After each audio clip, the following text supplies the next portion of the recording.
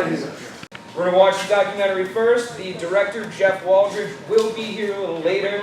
He was caught up with some travel issues, but we will have a Q&A after the documentary with some of the professional wrestlers who were featured in the documentary.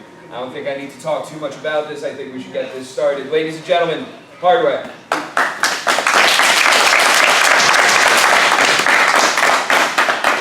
Everybody in the tournament, be safe.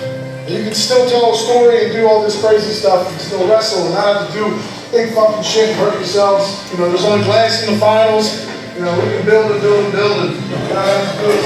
It ain't TMD, not to take away from what we're doing tonight. My big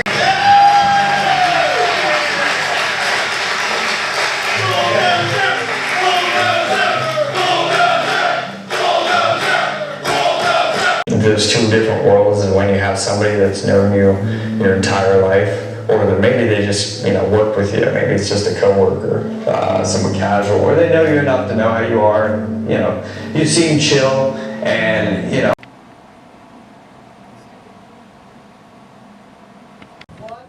2, 3, go ahead. Got it? One more.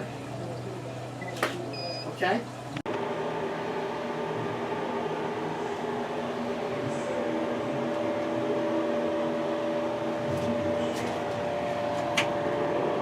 Is this nerves? Is this, you're worried about how the match is going to go? What is it? And then it's funny because then you go out there in the fucking crowd. Captain Dave making his cameo! Yeah! He said, well, if that's what you want to do, there's another one down there in the shed. So I went down in the shed, grabbed that stop sign, took it to IWA Mid-South, and the rest is history.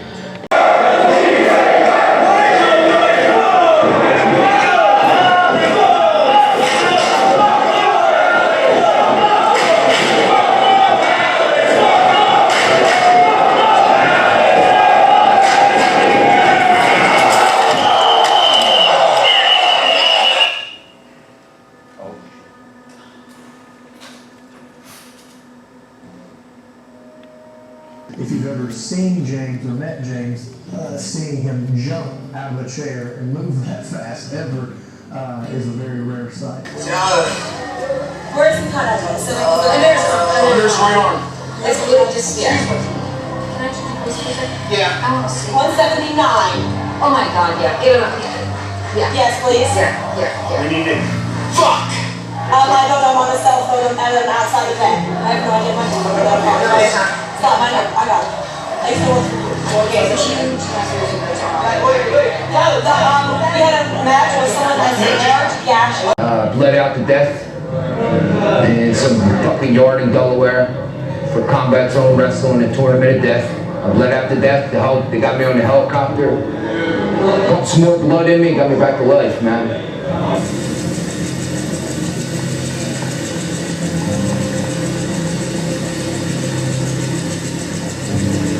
And Ian just pulls us all in, and it's very serious. So I'm limping over. And we've been there before, and he's just gonna hype us up before. You got me on that one.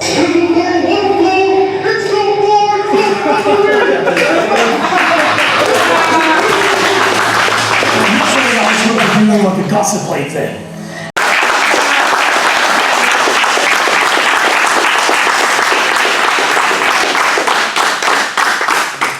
The bulldozer, Tremont.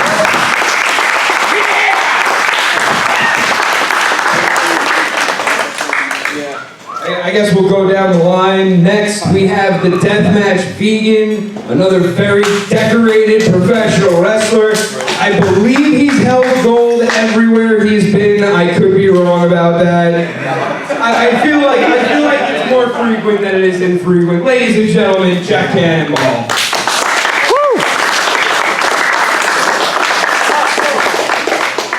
Next up, we have a Tournament of Death winner. He's competed in Nick Gage Invitationals. He's competed all over the world. Different boy, Jimmy Lloyd.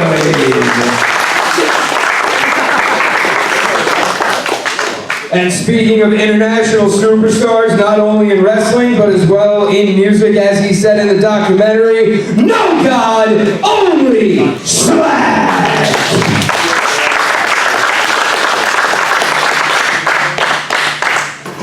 Next up, again, another internationally traveled deathmatch superstar and Jim Cornette's favorite wrestler. Give it up for G-Raver.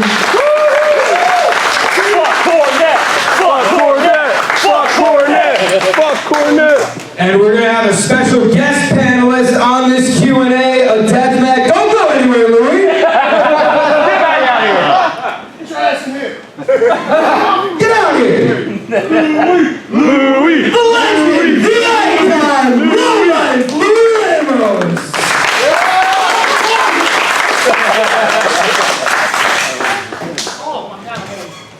Now we are going to open this up to fan questions. You guys can take a seat behind the table if you want. But before we get started with the fan question, I would like to start with a question that was asked by Jeff, the director. What did you guys think overall about the documentary? I would say I had to go back and forth because obviously we have a show tonight, so I didn't give it my full undivided attention. I apologize. Watching it back, seeing everybody's reaction, and talking to me right after this ended. There's been a million deathmatch documentaries, and I think this is one of the better ones that has come out. Obviously, Jeff put a lot of time and effort into this, and he traveled all over the country following us to put this together. Obviously it was quality, and you can tell he put heart and passion into that 110%. And I enjoyed it. I think everybody here enjoyed it. They helped tell our story of what we do and why we do what we do. So I think he represented us well, represented the genre well, and each told a little bit of our life story, and hopefully that can translate to you guys and everybody, hopefully worldwide that buys the DVD and everything. So I think it was it's damn good film and damn good for what we do.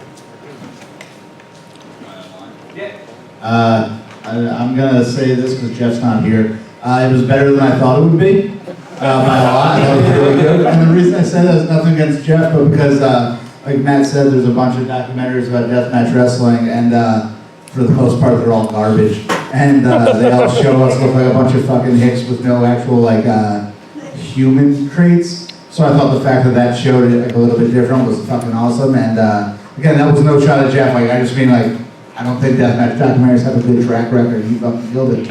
I will watch that again probably tomorrow. I thought it was fucking fantastic. I think it was a good way to show the fans what the inside of deathmatch wrestling is, and if people that never even seen a deathmatch before watch it, I think they'll be more interested in watching deathmatch wrestling. Can I get a water before I dehydrate to death? Or a beer or something, I don't know. Wet my whistle a little bit. As for the documentary, I thought it was great. Showed everyone's personality really well. It was edited well. I'm going to try to attack it from a different angle with these guys in terms of sensitivity. Made us look like we had human qualities. That's a fucking stretch, Jeff. The editing was good. I think it was well put together and about summed it up, the locker room. To tell you a little bit of the backstory before all this even became a thing, when I met Jeff wanted to come to some VFW shows, and I had seen a documentary that he did on a serial killer in the area, for an area that he went and did, and I thought, the production of it, I'm like, this is amazing. Once I saw that, I was like, holy shit, this guy has to do, some, there you go.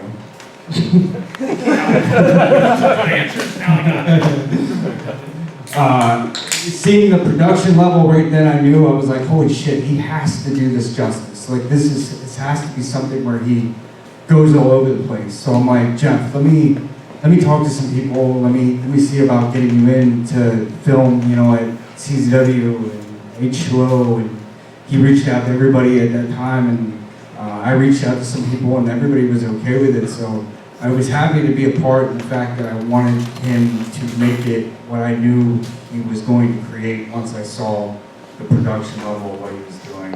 And I think he pulled that off amazingly. I think if it didn't leave that feeling of like different levels of emotion, and it definitely did that, I feel like it did the same as watching like an epic movie of some sort, you know, and then crescendo at the end where we're all kind of joking around. I think it just sends it off in a good, lighthearted way. So it sends everybody home happy. So that's what I think about it. You know, for all of you that know me, know that, and my wife is right here, my son is right there. This deathmatch thing is my life, man. And, you know, there was tears in my eyes constantly during the showing and sitting here. I don't feel like I deserve to be here.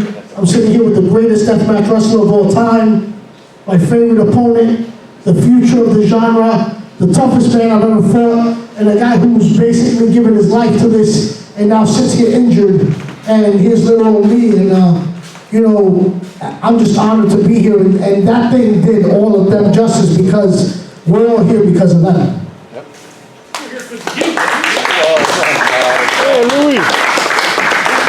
I agree with Shlak. I think it's the other way around on that. So I'm going to come out into the crowd, and we're going to open this up to some questions from everybody in the audience.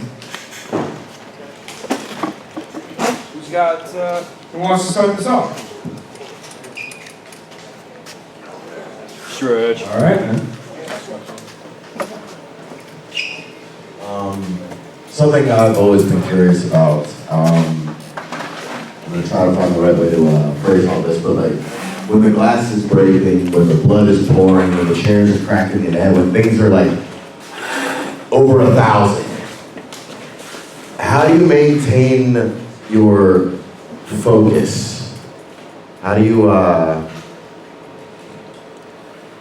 keep that adrenaline under control? How do you keep yourselves from just going insane right then and there?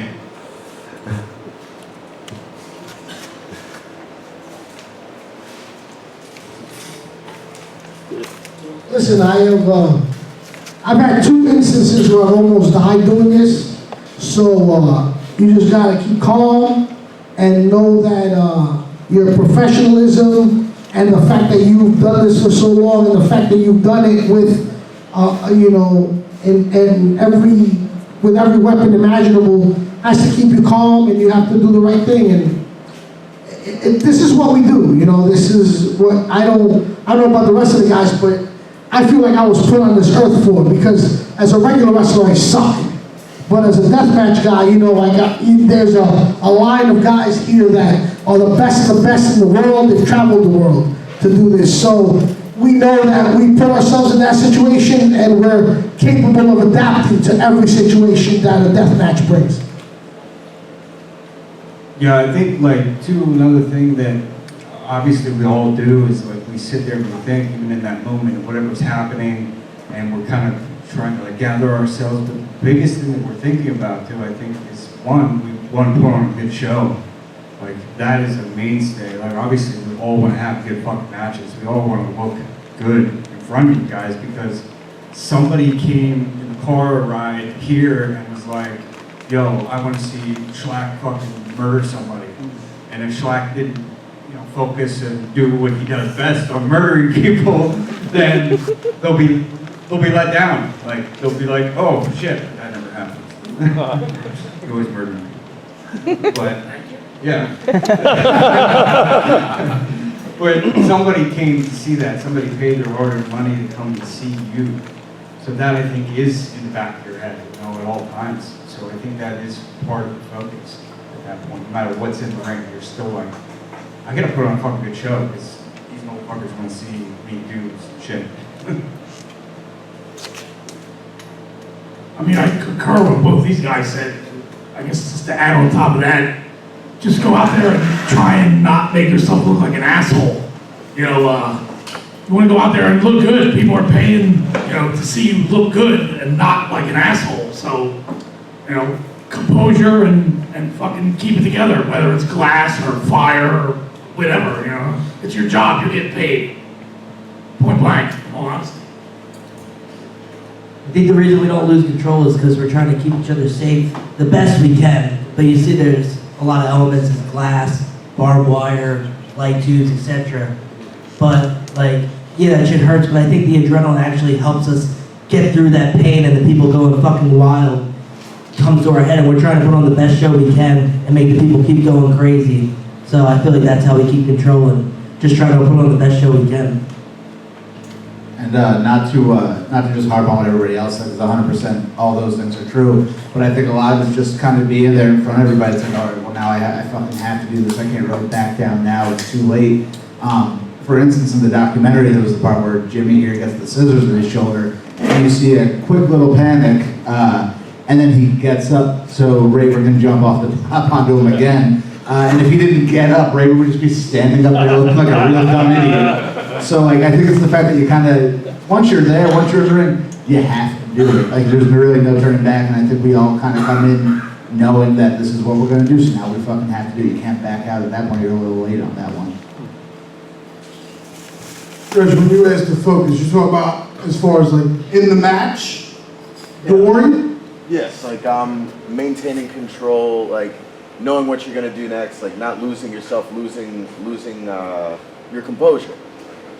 I'm at the pretty much saying what all these guys said. Like we know what we're doing once we come in these ropes and stepping into this world. And you know, you're strapping your boots on tight and putting your fucking big boy pants on. Because once you're in here and the fucking bell rings, you know, you're doing a fucking death match. And if you're coming in here and you're hesitant and this isn't something you want to do, this is not something for you. And this is not for everybody. You know, doing the hardcore death match, whatever you want to call it. So, you know, the ones that are, you know, good at it and do it, that there's a reason why they're in here, and they can keep themselves composed, keep themselves focused when things are going good and things are going bad. So it's a world that, you know, you better be ready to step into. Who else has a question for the panel?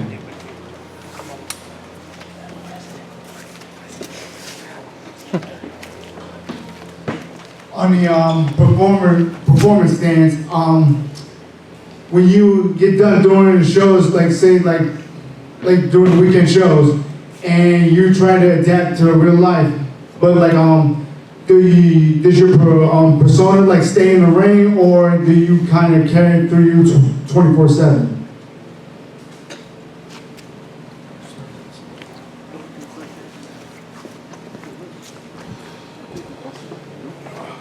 I mean, y'all know, me in particular, I think it goes for everybody, like, when we're in the ring, it's ourselves with the volume turned up, and then, you know, once the adrenaline wears off and the match is over, and we're here, you know, we're human beings just like everybody else, you know, we're animals in here, but, you know, everybody's, you know, different on different levels, but, you know, when the match is over, Bulldoze is done. I'm just Matt Tremont, I'm fucking just like everybody else. And we're just trying to live our lives fucking as best we can, pay our bills, and fucking eat.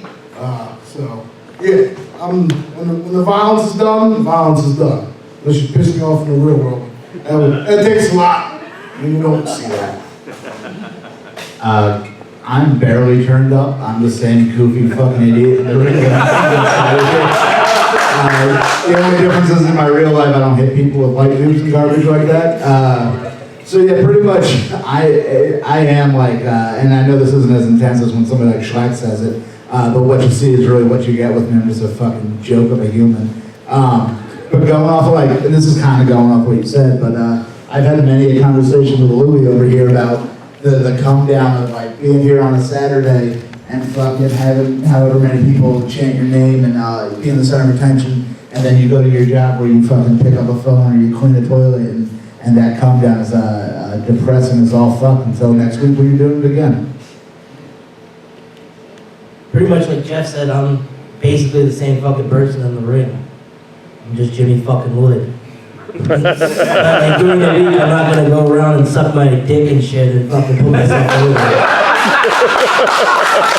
I've never seen you suck your own dick in the ring either. Yeah, I don't do that. I'm just saying. I want to see that now. Maybe that would be in the uncut version of this documentary. People would probably pay a lot more money to see you suck your own dick.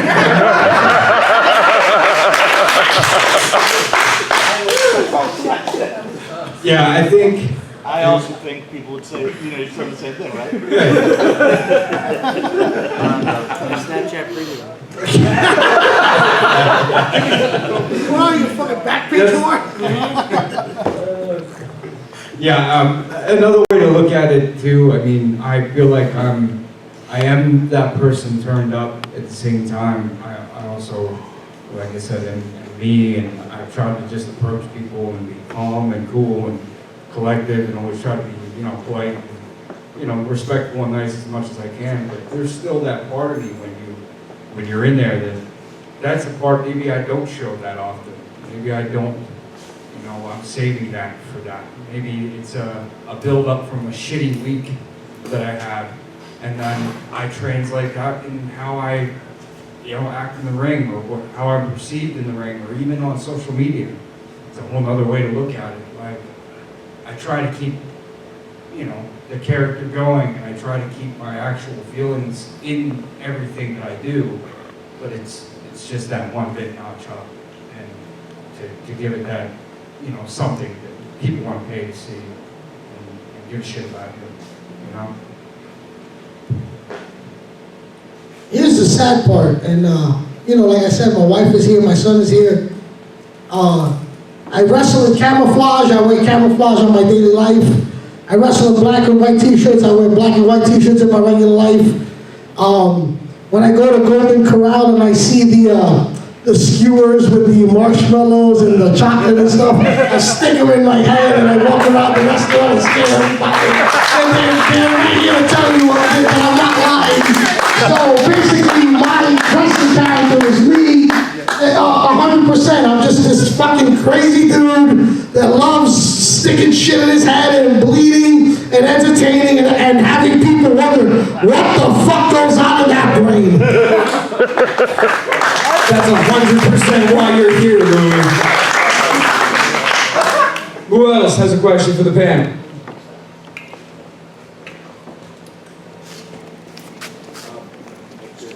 I've asked Matt this question before, but I don't think in front of everybody. If you could have your last match ever, who would your opponent be, active or non-active?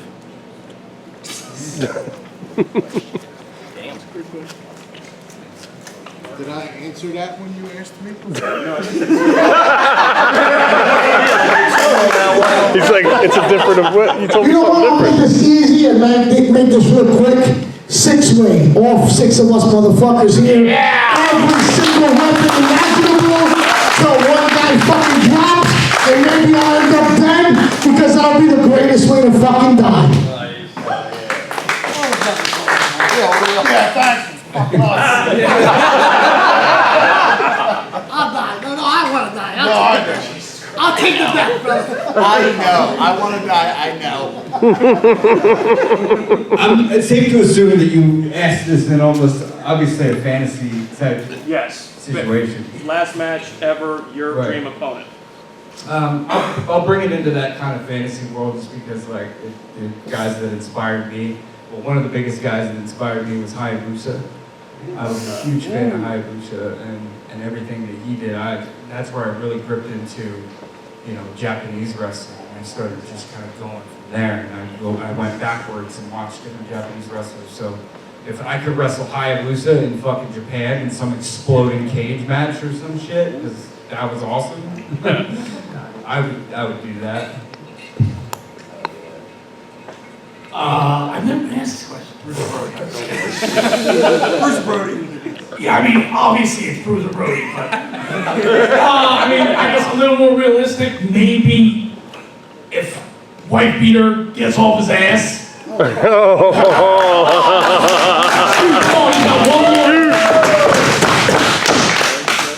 Sick Nick Mondo. I don't know. I literally had all this time to think and I had fucking no idea. What? Did you think at all? I don't know, Louie answered. I thought we wouldn't have to answer by the time we got to this side of the table. The reason I got into death matches was Mr. Pogo and Matsunaga in Japan. Mr. Pogo was my guy because he had cool face paint and carried a sword, and I thought that was really cool when I was in 7th grade. So I'll go with him.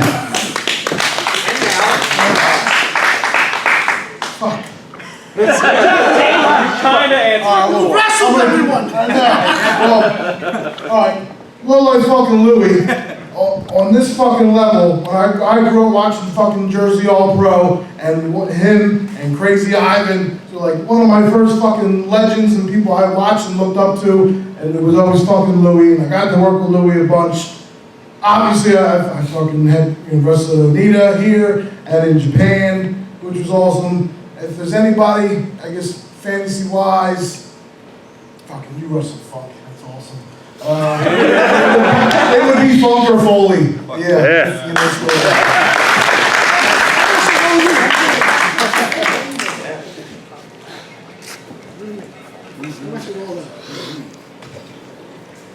What was the trigger point that completely inspired all of you to do death matches?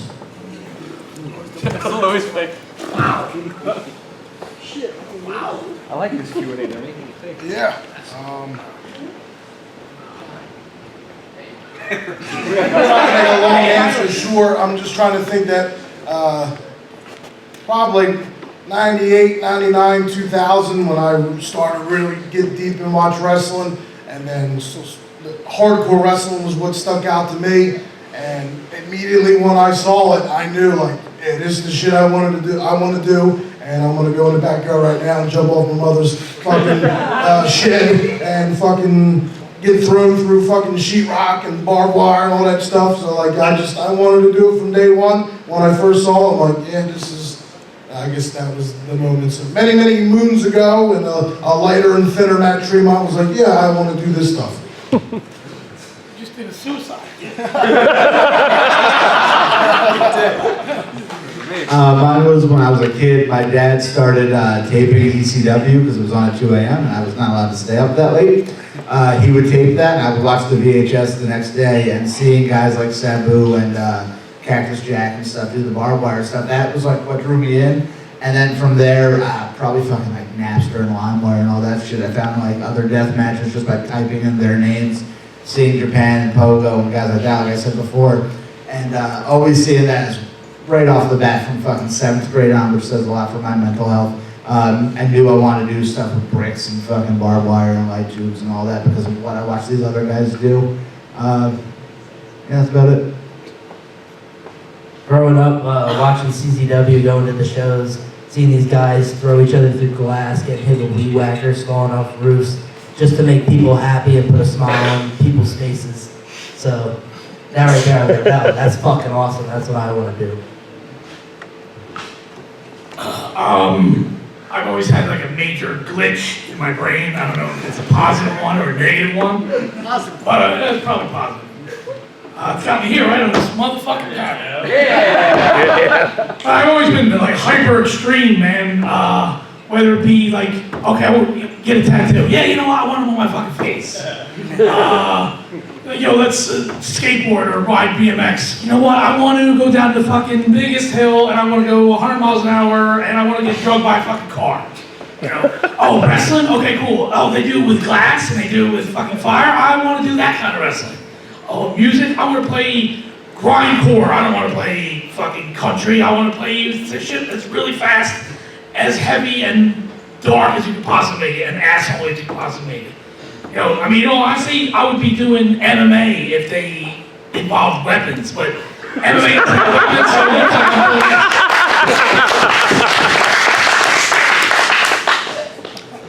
I think I could speak for, I think everyone here, if they didn't have some influence on them, obviously, but this might be kind of cliche, I think, to say, but Kawasaki Dream, man. Like, huge inspiration. Watching fucking Cactus Jack and Onita and watching those guys doing it, and at the time, man, if you look back at it, there wasn't that, there was crazy shit at the time, but that's how it is for everything.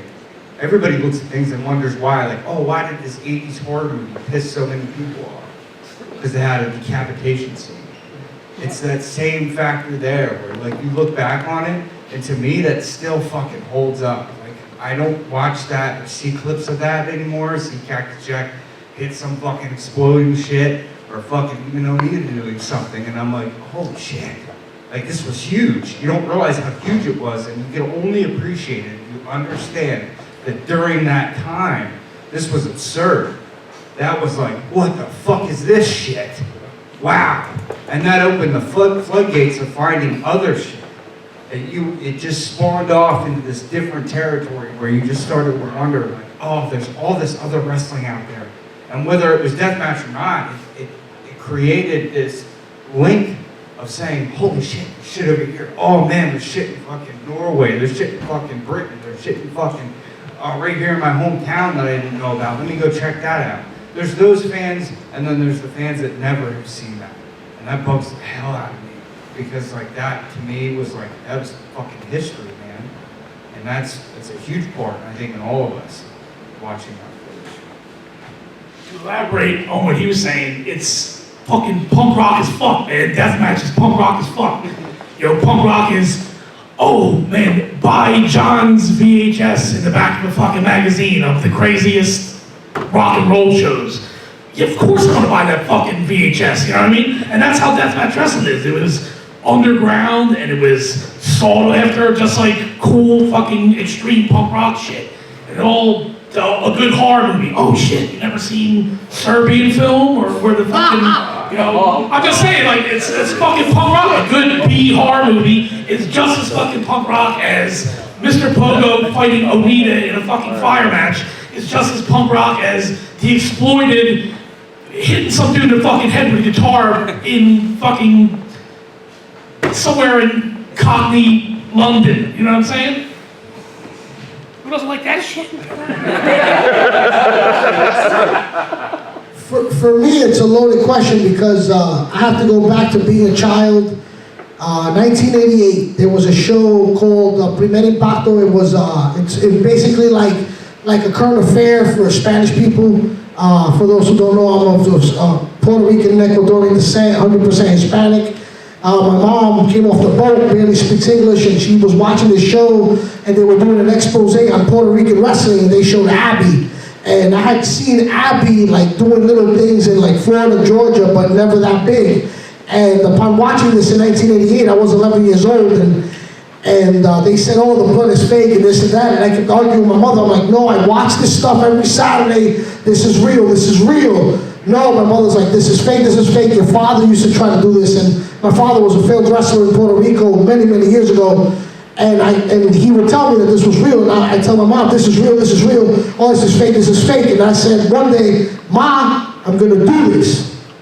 Years later, I saw Ian and Axel Rotten do the first ever barbed wire bat match on a videotape, and this videotape sat on top of my Duke University scholarship that I had. And I threw away the Duke University scholarship to follow my dream to do this deathmatch shit and be like Ian and Axel Rotten. And that's a shoot, 100%. And after watching that, I told my mom, this is what I want to do. Of course, she disagreed. And years later, in the Elks Lodge, July 18, 2003, I'm across the ring from fucking Abdul the Butcher. So this deathmatch wrestling is life, and it made fucking dreams come true, man. And as a little boy, that's all I wanted to do, and because I wanted it so bad, that's why I'm sitting right fucking here in front of all of you.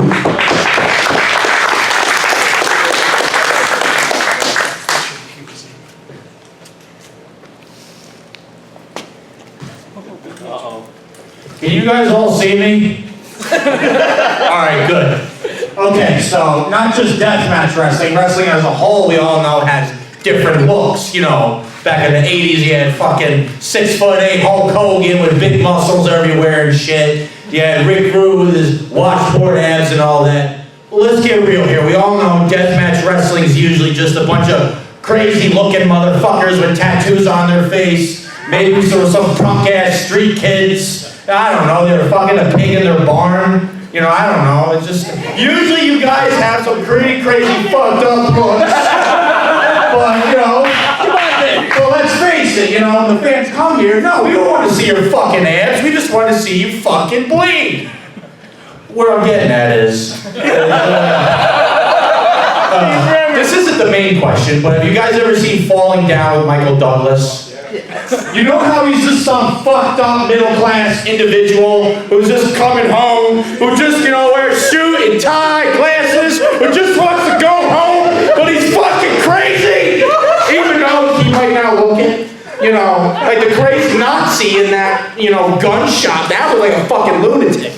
Michael Douglas in that movie just looked, you know, normal, you know. Where I'm getting at is, do you think somebody who kind of looks like a regular person like I am, you know, could maybe fans appreciate even though they might not look like all of you? Is that good?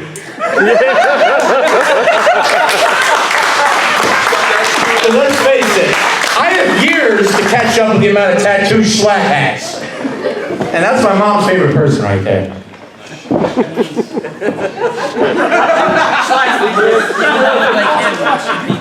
So you think you got what it takes looking like you? Is that what you're asking? Well, let's face it, I don't look like I just got out of prison or anything. That's not an answer. That asshole looks like it. Let's just get real here. A lot of you guys look like you're physically fucked up in the head. They see me, they think, oh, he probably looks some like, you know, weird ass dude who probably masturbates under the sheet still. You know? You fucked a stuffed animal. I wore jeans. Us fucked up looking people also still masturbate under the sheets.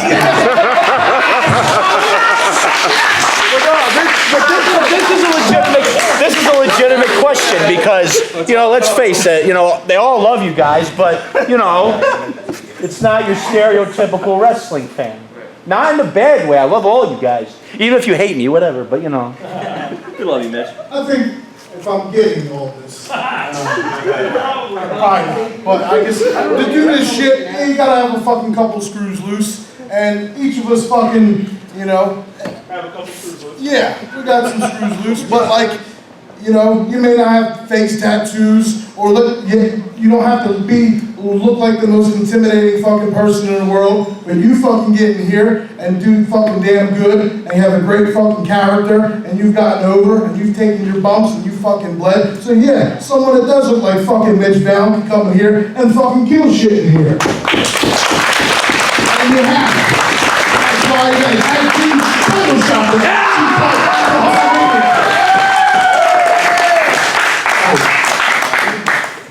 Mitch, remember when you said, hey, have you guys ever seen Falling Down? What? Remember a couple months ago when I told you you should watch that movie and I suggested to you first?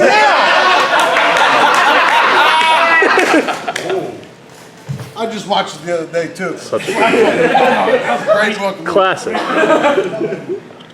You know, I think where you're getting at and what you're saying, and what I look at it is when I see friends of mine, like guys that aren't the stereotypical fucking WWE pronounced type looking guys, and then I start seeing them get signed for a fucking TV contract, and they've been in this ring, and they've been in several rings that I've been in, I'm happy as shit, and I think the business has fucking changed because of that. And I think it's gonna change, it's gonna continue to change because of companies like that, not just looking at guys like body guys, and not just fucking, everybody's got the special in them. And it's whether it's they have one or two things, I don't give a fuck, you have to have at least two. And I think everybody that I see on fucking getting signed for AEW and all that shit, to me they have fucking those two things, whether they look like it or not.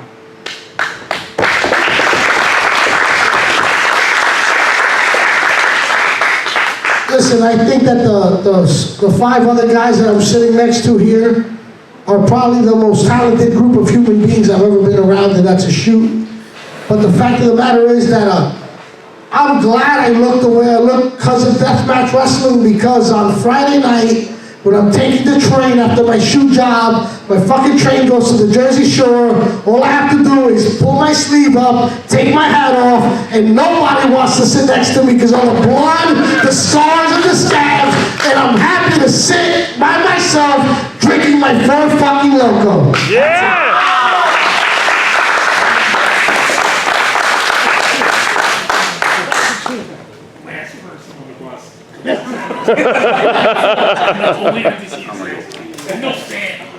So to try and get back to the documentary,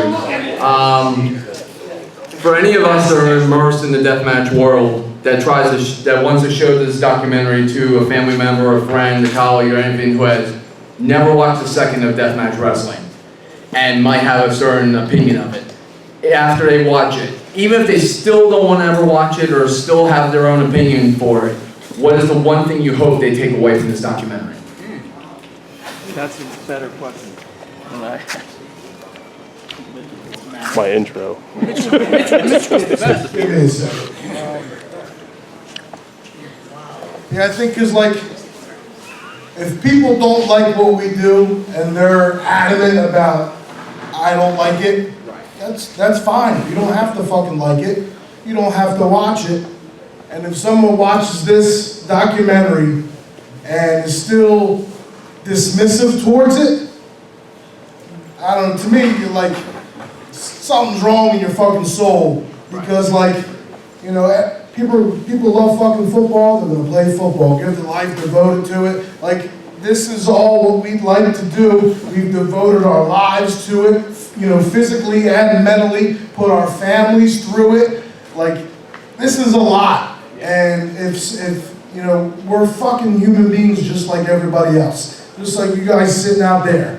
You know, the only difference is we're fucking in here and we're entertainers. And we're fucking making sure you guys are getting your money's worth, just like you fucking pay to fucking go watch a football game or go watch a fucking stand-up comedy act or whatever it is. But we're fucking human beings that have families. You know, we got feelings, we emotions. You know, we all feel those fucking same things. So like, you know, we're human beings too. You know, we're not fucking, you know, animals. We're not fucking, you know, the nicest people I've come across in my life has been in the wrestling business and this genre of the wrestling business. I've bled and fought with each and every one of these guys. They're your fucking brothers, they're your family, and I trust these guys more than I fucking trust my own fucking, you know, shoot blood family.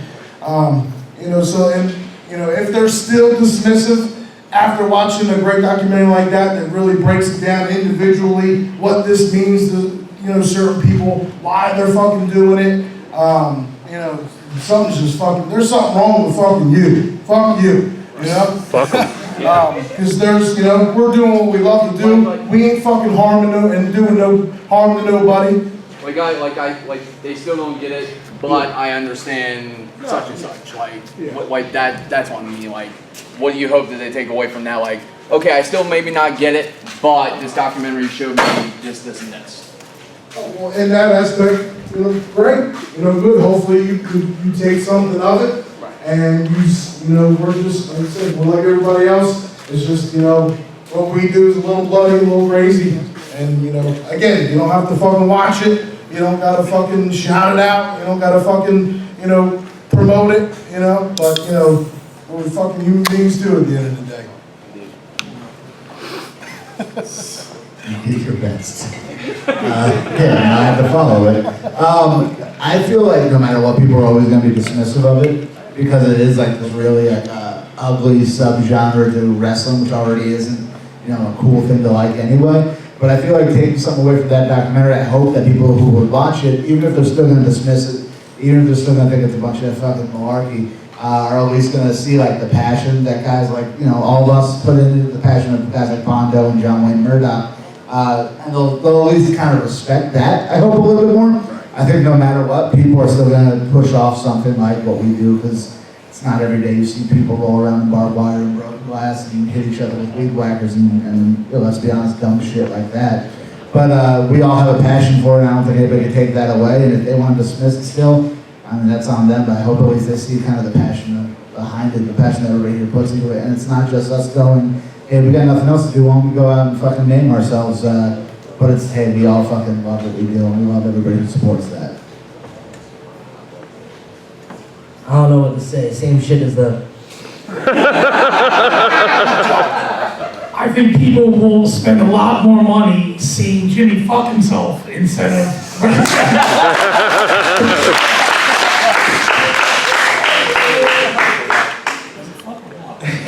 Blow himself, excuse me. Blow. But I'll watch either of them.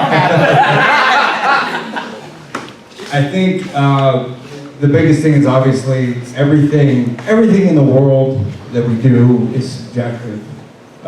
It's going to be to that person, you know what I mean? Like, whether they take it in or not, I mean, you've all met complete assholes that no matter what you show them or no matter how they view it, they're just not going to see it, you know, whatever way you're trying to see it. So that's tough.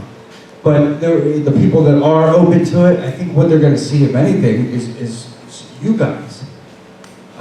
The whole reason we're doing any of this and it even matters is the fact that you guys are coming to fucking see it. So if they see anything, it's the fact that there's a demographic for it. Like, there's people that want to come and watch this shit. And whether it's treated, you know, how we treat it, which is we, you know, respect the fuck out of you guys coming to watch this shit. So we want you guys to get fucking your money's worth. You guys on that documentary are showing nothing but full fucking support in everything we do. We talk about the fucking weapons you bring, even though they're sometimes unrealistic. But I think it shows that the support is there for some. If they can't at least see that. If they can't see past that, then they're fucking hopeless. But I think if anything, it does show that there's a market for this. And if you're not open to that, then you're closed-minded.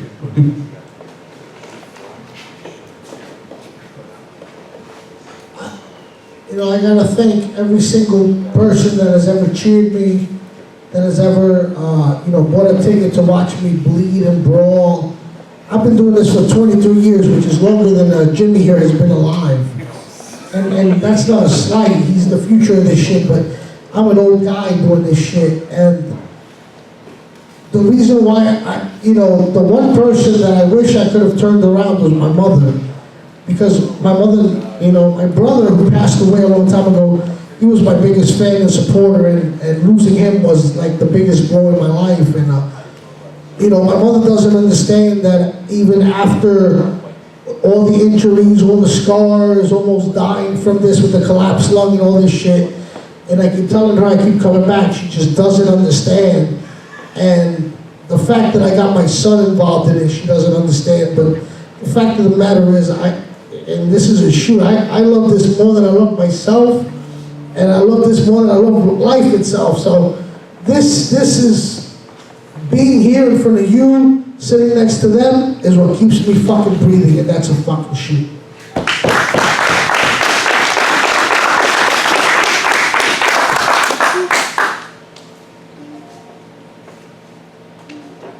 So my question is kind of piggybacking off of G-Raver's comment about the absurd weapons that fans will sometimes bring.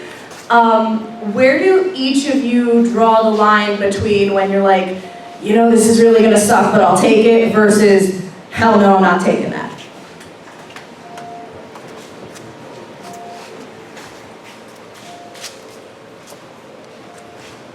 I think it's the oldest guy here, and probably the stupidest guy here, because I'm doing this the longest. But you know, when me and Shlak did the match with, it was me and Wax versus Shlak and Van, there was so much crazy shit. There was a fucking, a light tube dick with the fucking thin skinny tubes. There was a thing with like 10-inch skewers, and Shlak and Dan skewered the life out of me, and you know, if it's usable, I'll use it, man. You know, in eternal gratitude to the fans that want to sit there and conjure up all this nonsense in their head that, you know, they want us to use, and I will be willing to use almost anything and everything that they bring, as long as it's not going to kill me. But, you know, he'll tell you, I'm willing to use anything. I'm just dumb. To kind of put a perspective, like a scenario, like presented to any of us, I think, in this scenario. Not to say that we all wouldn't sit here and be like, oh, okay, and say the same thing, like, oh, that's fine. when I was in Japan, Kasai had made this tubes. It was like tubes, and then like hatchets across the tubes. All these hatchets sticking up, and I'm looking at it, and I'm like, oh fuck, like oh shit, like what's gonna go on here? And then I'm thinking in my head, you know, maybe, you know. Maybe we'll figure out a way to use it or tease it or however we're going to do it. But I was pretty open to the idea. But the thing that instilled in every single one of our minds, and we, like I said, we would have done it the same way, is him simply saying, "I did it. It's okay." And I said, "Are you okay? Cool. You did it. Well, I'll do it too." You know, it's kind of like this almost convincing thing where you know it looks dangerous, but if they did it too, you kind of put yourself in that place where you're like, if they did it too, then why the fuck wouldn't I? What separates me from that? You know what I mean? And there's obviously stuff that's going to be like that are going to be like, fuck no, but I think we'd all mutually say, like, fuck no. Big dick contest? I got a score and I'm out. I'm out. I'm out. You'll do that? Okay, I'll do that too. And light it on fire. Or how many beers did I drink? I'll do that. Same with like Shlak and G-Raver said, like, if you've seen someone else do it, you kind of just assume in your head, like, oh, he did it, he's alive, so I'll do that too. Like, we all try to keep topping each other, and when you look at a weapon that a fan brought, like, to me, like, I feel like, okay, they spent their time, their money to make that fucking weapon and bring it here, so I kind of want to use it, and as long as it looks like it's not going to fucking kill me, yeah, I know it's going to fucking suck, but as long as I'm not going to be fucking bleeding out and dying, then I'm probably going to use the fucking weapon. Yeah, kind of going off what Raver said, where there's been times where I was like, oh, I'm not fucking doing that. And then 2 minutes later, I'm like, yeah, no, fucking put me through this head first, and let's do this now. When I first wanted to do like deathmatch stuff, I remember being like, I don't want to do gusset plates, that shit's gross. And now I have fresh gussets in my fucking arm from last week.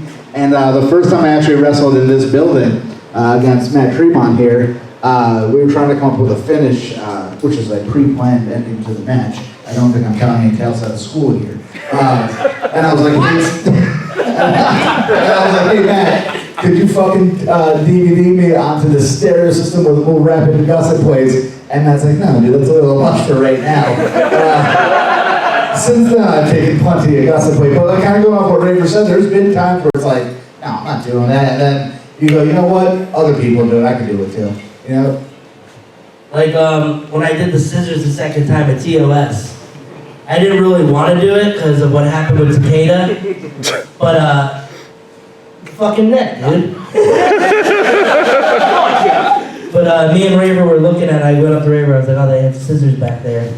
And he was like, looking at it, he's like, you kind of have to do it. I don't really want to. He was like,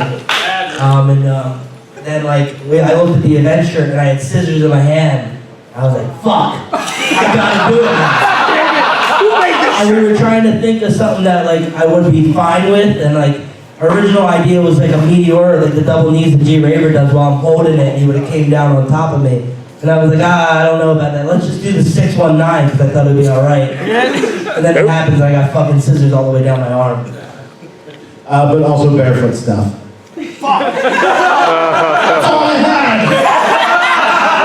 Yeah, we've done it. I haven't. But yeah, there's one thing I haven't done was, well, barefoot fucking death matches. It would take some talking and some money. Done everything else, I'll do it fucking again because I fucking love doing it. It's gonna hurt, it's part of the game. As someone who watches death matches as well, fuck barefoot matches. There is nothing good about barefoot matches. It's just, it all looks gross and I hate it. We got time for one more question, guys.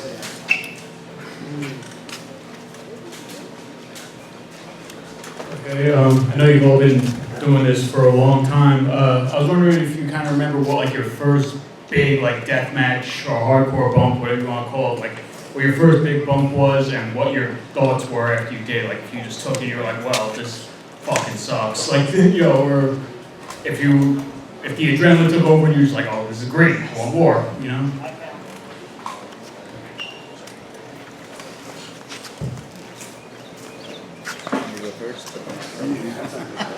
I'm thinking. So the first thing I ever did that was more than just like a chair shot or getting slammed on the ground was a thumbtack bat from one Daniel DeMonto. And I remember when it happened, to well, this fucking sucks, but this is what I want to do for I don't even know how long at that point. And then the other, I guess, kind of stepping up even more, the first time I did a pane of glass, shocking enough, was with Matt Tremont. The Gathering of the Juggalos like 5 years ago. And I had never done it before, and I just acted like I had. And so that way I wouldn't be worried. And then I went through it, and immediately it blew like strips of skin off the back of my head, which Matt at about 4 in the morning was super gluing back in my head by a cell phone light. But yeah, that was like the first real fucking thing I did. And again, it was just kind of one of those things where it was, well, this is what I wanted to do. Can't really turn back now because I told everybody this is what I'm gonna do. But in the long run, I still love it. I don't regret anything about that, including pulling glass out of that head like a half a year later while I was sitting at a desk at work. Second death match I ever had was against Danny Havoc, which was Carnage Cup, and I took the superplex off the top onto a shopping cart. And so, technically my first death match. The week before, I had my first hardcore match against Wax. Next week, first one against Danny, first death match. Real fucking death match with glass and everything against Danny. And we're, you know, coming up with a big fucking finish. And we just had the shopping cart. And I'm like, oh, superplex off the top. It would be cool. It's gonna suck, but it's, you know, it's gonna get the job done and pop the crowd. And you know, luckily fucking my momentum took me forward, so I didn't just fucking hit Lloyd. My momentum took me forward, did a little fucking Bubba Dudley cell and fucking flare flop to the front. But yeah, I mean, it hurts, it all hurts, but that was my first like big bump that I remember of. I have a couple things. Well, my first death match was with Nate Hatred, rest in peace. Going into that, I wasn't really afraid of the light tubes and barbed wire and shit. What I was most worried about was, because Nate Hatred's a fucking monster, I was worried about him like legit fucking me up. But he was cool as fucking shit, and he made sure that I looked good, which was fucking awesome, because he didn't even have to do that. But in my second death match, one of the scariest things was with this guy at Dojo Wars, when he fucking gave me a fucking, the fucking pile driver off the apron through a door with thumbtacks on it. And I almost fucking broke my neck because I didn't get up on the first one. And then he was just like, fuck you, and he just jumped and went. Thank God I was okay, but one more thing. My third death match was a no-rope barbed wire match. And first spot in the match, I went into the barbed wire, and the barbed wire snapped, and I went straight to the floor. That was pretty fucking crazy for my third death match.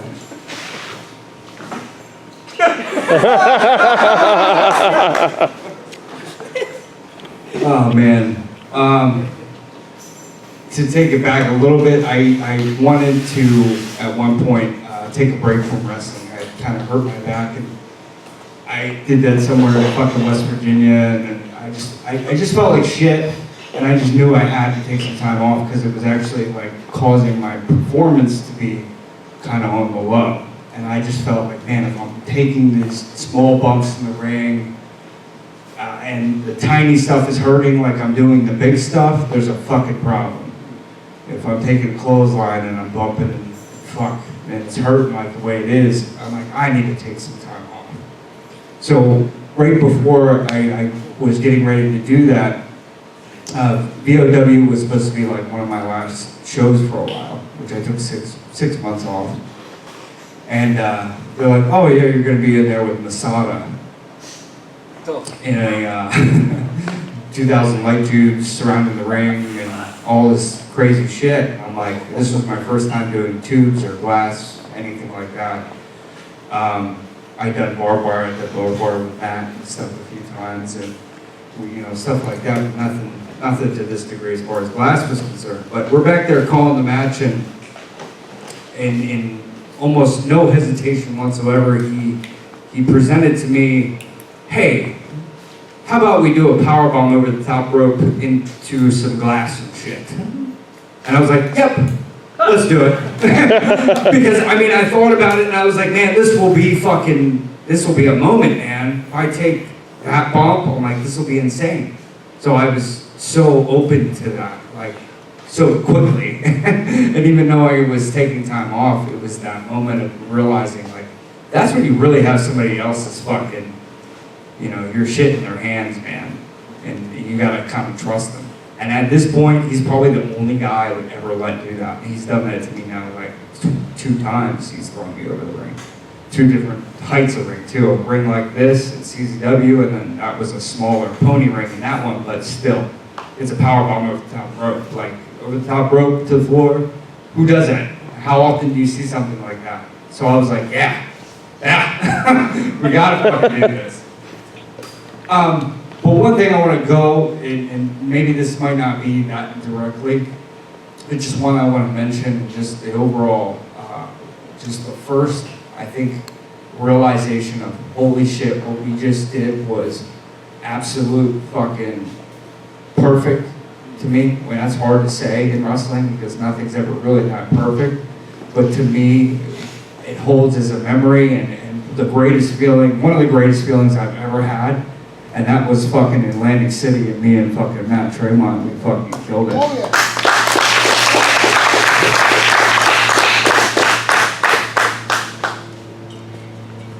To me, not so much what hurt me in a match, but just the realization of how far I've come and what this meant to me was when on March 9th, 2000, I get to a building in Ramsey, New Jersey, and a homicide who trained me a few years prior to this was waiting for me outside the venue and grabbed me by the ear and said, we have to go in now. And I said, what the hell's going on? I thought it was an emergency.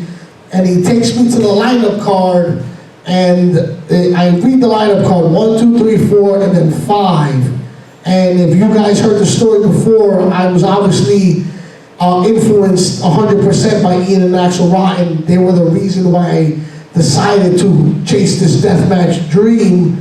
And just a couple of years after watching their video, I'm standing in that building in Ramsey, looking at the sheet, and the match is Homicide and Low Life Louie tag team versus Ian and Axel Rotten. And that's when I said, motherfucker, these dreams do fucking come true because of this shit. And, you know, living proof that that's the reason why I do this. And the second one, obviously walking out, 900 people cheating my name in the Elks Lodge, and I'm standing in the ring, and you know, Pink Floyd plays End of Days, One of These Days, whatever it's called, and Abby is walking through the curtain, and as I'm standing, you know, across the ring, waiting for Abby to hit the ring so I can attack him, I literally like was basically busting a nut in my pants, because to me that was the ultimate childhood dream, wrestling Abdul the Butcher, 1,000 people cheering, and you know, that's what this deathmatch wrestling has done for me. It's basically made every single dream in my life come true. Now, I can't think of anything illustrious or exciting as these gentlemen, what they just said. But I can think of one thing that would probably beat all that, and that would be Jimmy Lloyd blowing himself. Maybe you will see that tonight at H2O's WrestleMania 2. Yeah! Jimmy Lloyd main event.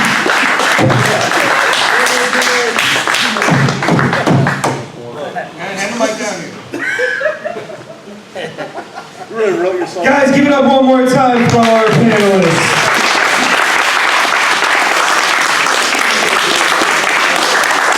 And on behalf of Jeff Walgren, I want to thank you guys all for coming out and participating in the world premiere event of Hardway. We're back later on tonight, 8 o'clock bell time for H2O Hustlemania 2, and we hope to see you all there. One more thing. Guys, Jeff put so much heart and so much time into this. Oh, thanks, dude. It was enough. I just showed up. He put so much heart and time into all this stuff, and the basic thing I want to say here is that he's gonna arrive at some point, and then at some point we're gonna set up a merch table, me and him together and stuff, and whatever it is. And if you guys feel up for it, or you do want to purchase the DVD or Blu-ray, he's gonna have them. It would help him out a lot because he has put, like I said, a lot of his own money and his own time into this. And if that was worth your fucking money, I'm sure it was, because it was worth fucking any of mine. Just please go over and see him. At least tell him how you felt about it, if anything, too, because he did want to be here to see a lot of your reactions and see how you responded to it. So please just show him some love when he arrives. Okay.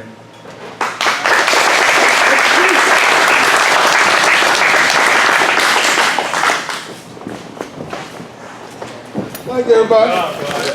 Shit. Damn it. That hurt. Fuck. Yeah, I'm good. My bad.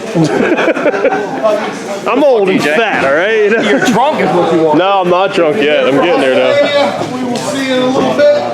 Doors open at 7:30. Mania.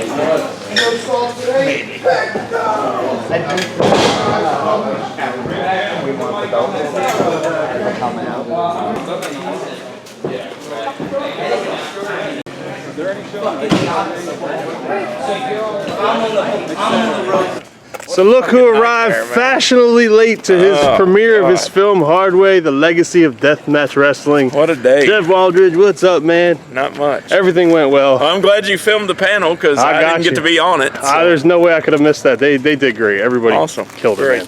They had some great questions, man. It was awesome. Cool. That's great.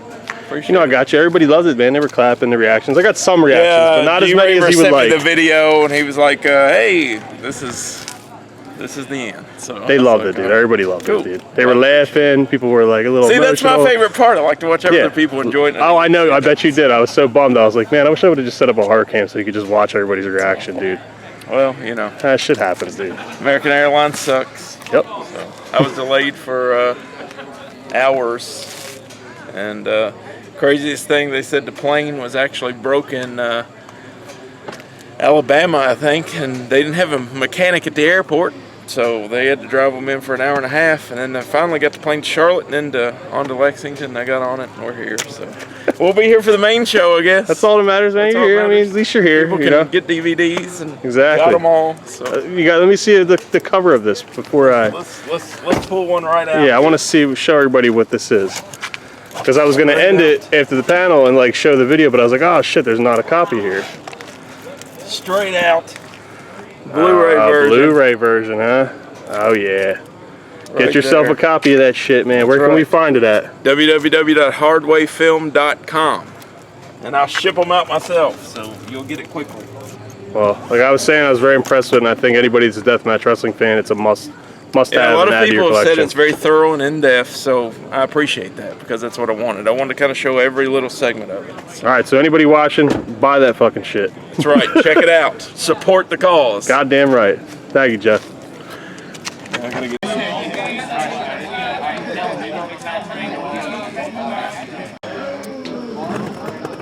All right, I'm with G-Raver after the Hardway documentary, The Legacy of Deathmatch Wrestling.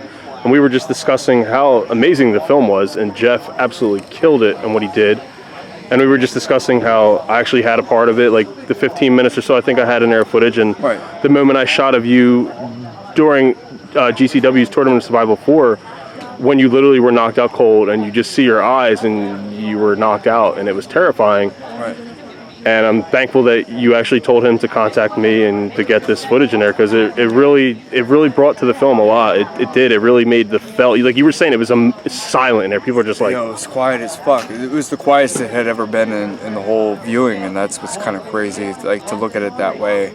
But the biggest factor was that obviously we showed something that you filmed that not a lot of people get to see, which was the aftermath, which was the behind the curtains, like me fucking up the year, the president, all kinds of what holiday just passed, tons of other shit. Like even just that small segment there, I think that did it justice as far as the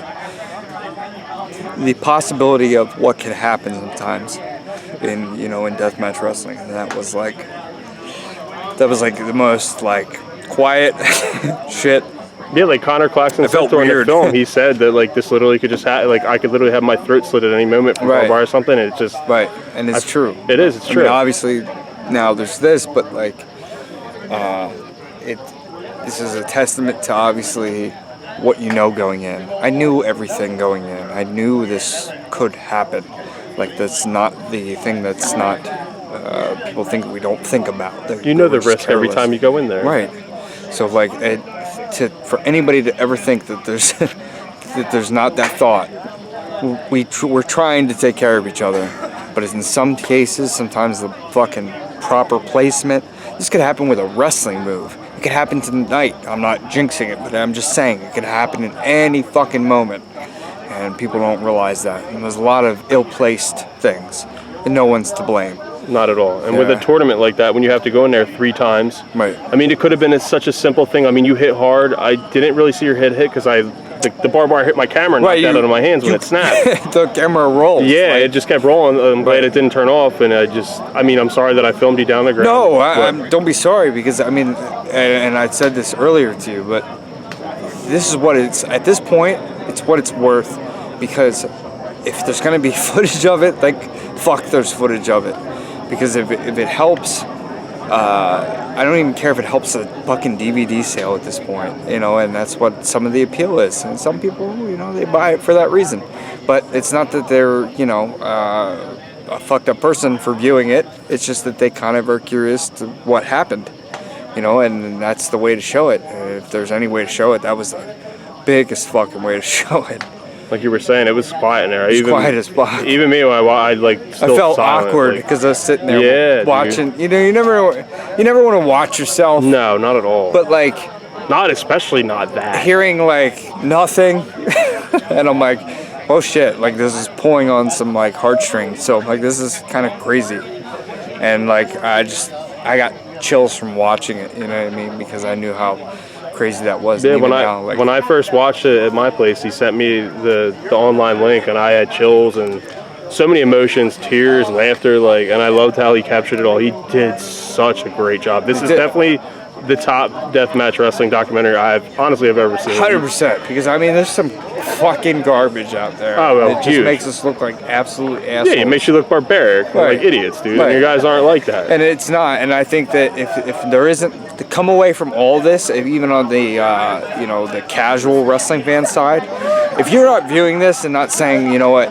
there looks like there is a market for this in some way, shape, or form, or saying that, you know, fans look dedicated to it, like, you're clearly, like, there's something wrong with you. And I mean, I know people like that. I know people you could show anything to, and they'll still be like, oh, it's garbage, blah, blah, blah. But there's just no helping those people. But the people that are just casual viewers that just never maybe took a step into that realm, if it at all leaves you at least with the fact that there is a supportive fucking group of people, because I've felt in the past week, 2 weeks, the most support I've ever felt from anything. And I've fractured my skull before that, and I didn't feel, you know, that kind of support, so.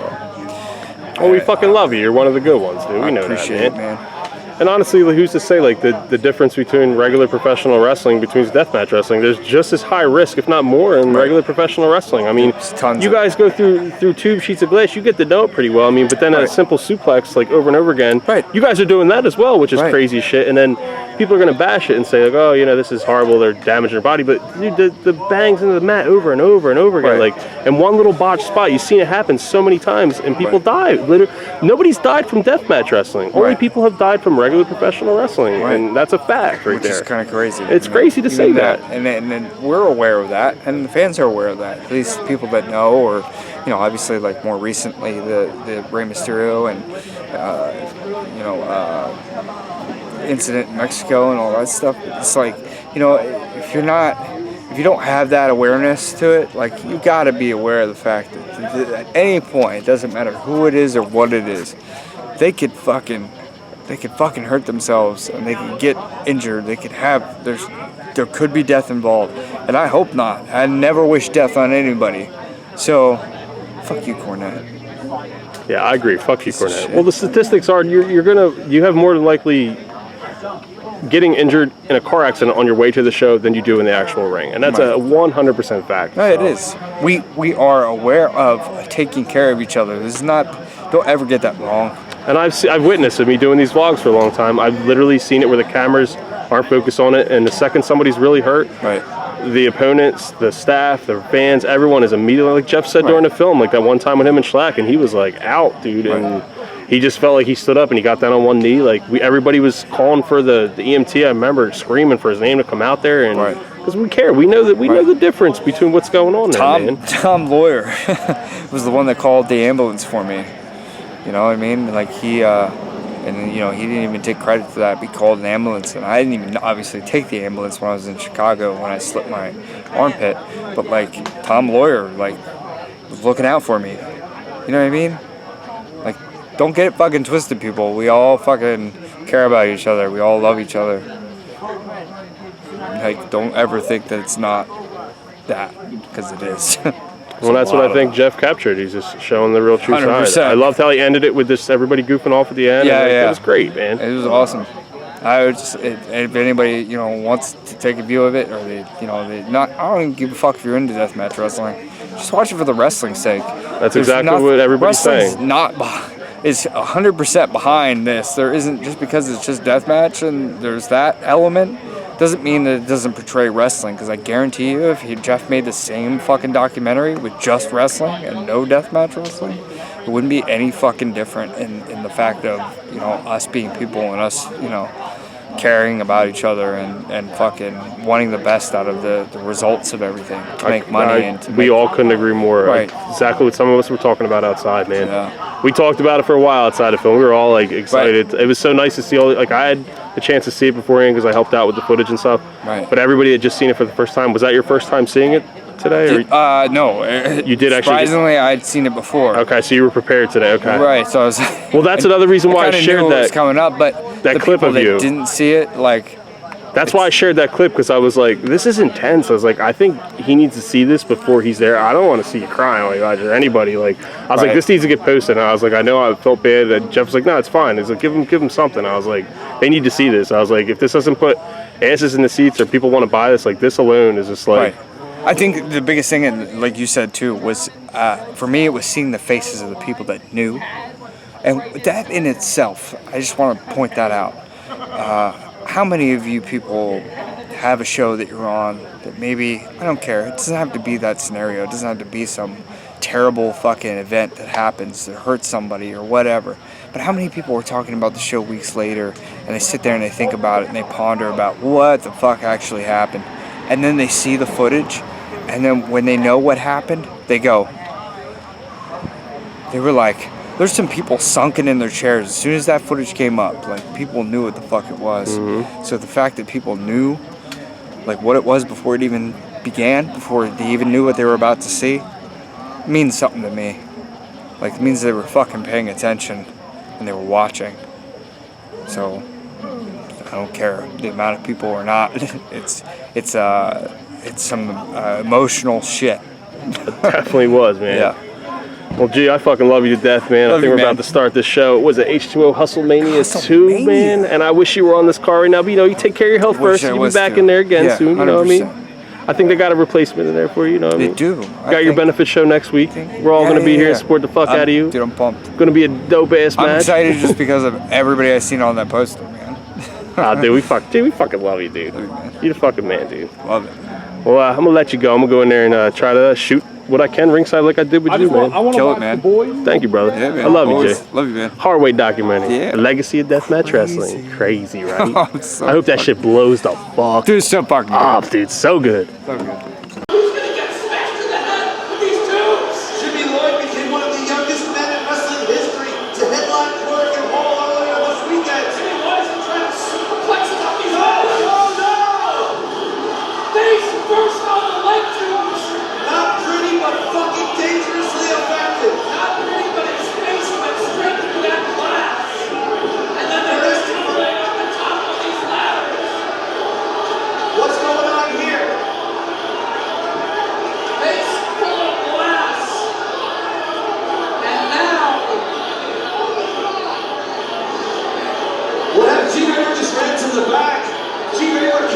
very badly on those light tunes. First right on the glass. I think he ended up getting cut real bad on the side.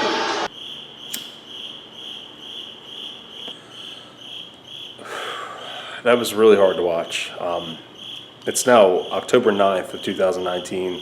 That show was on August 30th, 2019, and so many fans and friends of mine told me to watch that show as it was one of the best shows ever, except for the fact that G-Raver got hurt, and that was the one reason why I didn't jump on it and watch it, and it took me that long to watch it. After this panel, after seeing the legacy of Deathmatch Wrestling be released, and let's leave it short and simple, man. You know, G-Raver, whether you're doing this or not, we're always going to have fucking love for you, dude. You could be doing deathmatch wrestling or not doing deathmatch wrestling. You are one of the good fucking guys in there. And you definitely fucking proved it to us fans, obviously, or the fans proved it to you, as we've always known you're a good dude, man. I remember Matt Tremont's 30th birthday party at one of the H shows. It's never released. I think it was Hardcore Kingdom. We partied till like 7 o'clock in the morning. You, the students, we hung out all night, man. And after a GCW show, me and some of your friends, me, you, and Shlak, we partied all night. We hung out all night, just bullshitted, watched the show, that whatever I shot, and you're definitely top 10 good guys in this fucking industry, man. And I got nothing but fucking love for you, dude. And I hope to see you solidly recover. Hopefully within 9 months you can get back doing the tattoos at least right away. And then with time, man, hopefully less than 3 years, as they're saying 2 to 3 years. I hope it's like less than that. So hope to see you back in that ring as soon as possible, brother. And got nothing but love for you, man. I don't know, but another thing I'm gonna say is if you watch this panel, like Graver was saying, get out there and purchase this motherfucking Blu-ray or DVD digital download. If you're not a deathmatch wrestling fan, doesn't matter. If you're a professional wrestling fan in general, this is something you need to watch. Jeff Roach put a lot of fucking time in this, man, and he did an excellent job. This is definitely the best deathmatch wrestling documentary I've probably seen ever, honestly. I mean, there's hundreds of them out there, and they're not good. They make people look like barbarics and like barbarians, whatever. So like that's probably the number one reason why I started doing these documentaries or short vlogs backstage, to show you these guys are just fucking normal human beings, dude. They're not savages, man. And like I said back in the day, I'll never forget that Dave McFoley did that interview. I think it was Bob Walters or whoever it was, and she tried to make him look like a fucking savage, dude. And he's one of the most intelligent people ever in the world.